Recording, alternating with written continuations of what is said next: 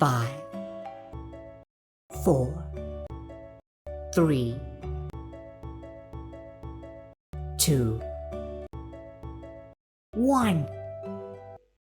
Mr. Vice Chairman, Sir, after hearing the roaring waterfall, speeches giving out all the details of the shortcomings and pitfalls of the government and its policy and the grim picture of the working of the government, I, who is not an economist, in my own humble capacity, would like to hold a small lamp of hope and faith in the government's economic policies and its planning. Mistakes are always made, otherwise, we are not human. Differences of emphasis and working are always there, but it does not mean that we should summarily opine that everything is wrong.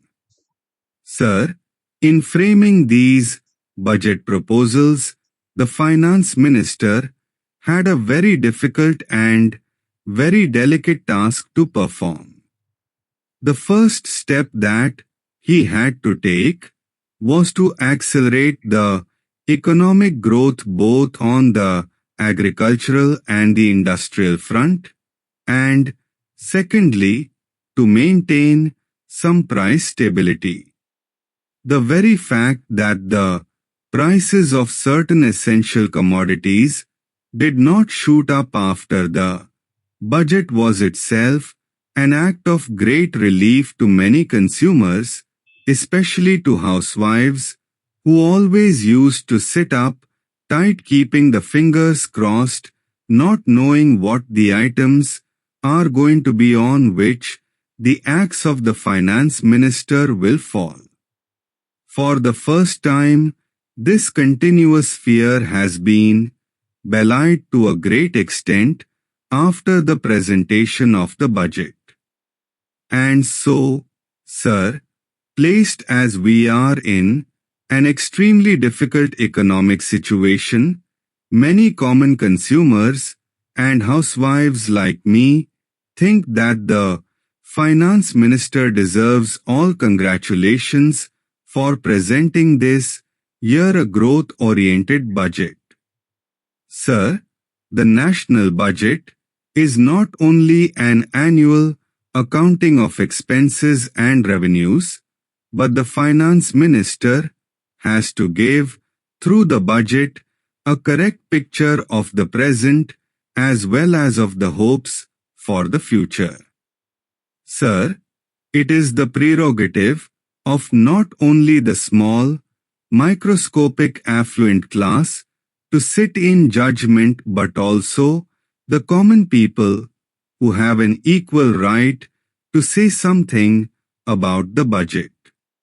Sir, irrespective of any other pressures, especially where it is well known that this is the pre-election year, the budget reflects the underlying main stress on the economic considerations.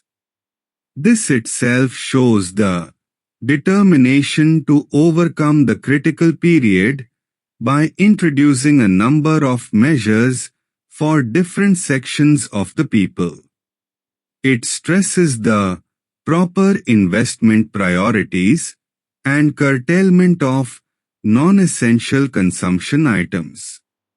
In a situation where almost everything is being highly taxed, leaving no scope for further taxation to raise the revenue resources, the finance minister invented a new concept in the form of excise taxation on all luxury goods produced in our country for sale or other commercial purposes, and thus made it logically a sound proposal.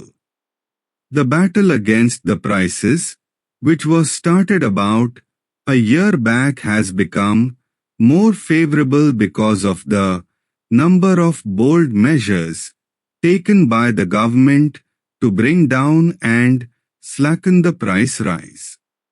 The finance minister has correctly emphasized the need to boost the climate for savings and investment by offering a number of incentives like exemption from wealth tax for a period of 5 years for the new companies engaged in priority industries, and also by offering a special incentive for investing corporate savings in new companies producing fertilizer, paper, cement, etc.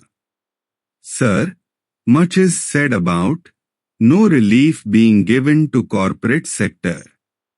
But it is not true, as the government is really concerned over their financial problems and would like to give whatever cooperation possible to them in the present circumstances.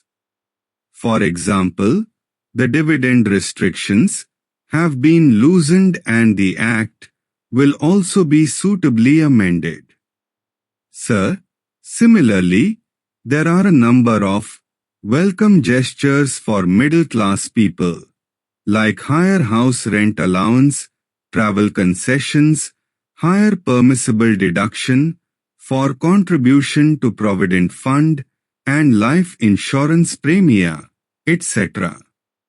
A proviso for deduction of expenses for higher education of children per individual having an annual income up to Rs 24,000 is also noteworthy.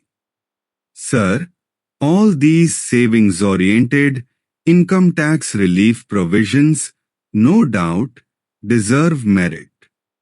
Sir, I would like to make some observations. First is that the bonus for non-withdrawal of Provident Fund by government employees should be extended not only to the public sector but also to the private sector employees covered by the Provident Fund scheme. It is very necessary today to see that the large number of people withdraw less, spend less and save more. Sir, another point is regarding the number of complaints. We hear about the cumbersome procedure involved in the issue of licenses, permits, etc. If this procedure could be rationalized, it will stop, to a considerable extent, the underhand dealings that are prevalent at present. Sir, another problem is the rise in market borrowings at an alarming rate. Although the working of the public sector has considerably improved in the last few years, much more is yet to be done to reach the target of efficiency. The public sector undertakings have to be geared to become profit-oriented.